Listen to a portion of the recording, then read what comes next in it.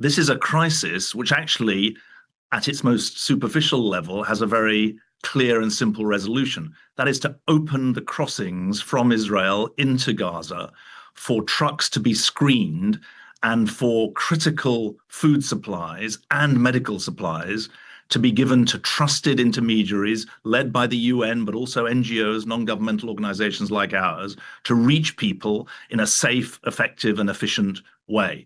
And obviously, the Middle East is consumed by multiple, unique, manifold complexities. But the issue of how you keep people alive is actually a relatively simple one. The blockade is at the moment denying people the aid, the food aid, and the medical support that they need. How important is it to call it what it is? You know, Israel talks about shortages and hunger. You've talked about it being a famine that's unfolding. I mean, what is it, and how important is it to say what it is? Well, just to be careful, I don't use the word famine in a hyperbolic or in an easy way.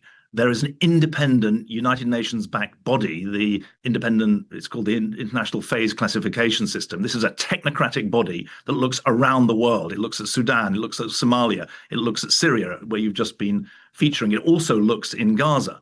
And it looks at northern Nigeria. What it looks at is three different indicators. And it said two of the indicators in terms of deaths, and consequences, or the penetration of malnutrition is widespread enough to meet two of their three criteria. And the third criteria, they can't assess because they can't get the data.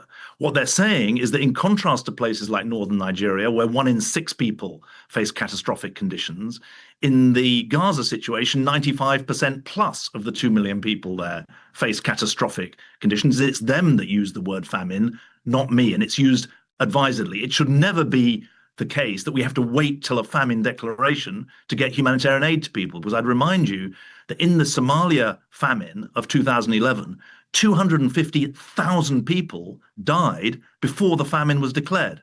So it's a term which has real meaning in the aid world, and we're right. For too many people, they're already over the ledge, but for literally tens of thousands of others, they're on the ledge, and we need to pull them back.